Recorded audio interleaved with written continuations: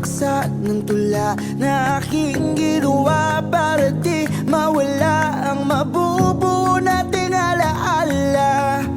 na dapat tumatak. Kung nasa isip mo ako'y biglang mawala, itong awitin ko sa'tin ang magtutugma nang makita mo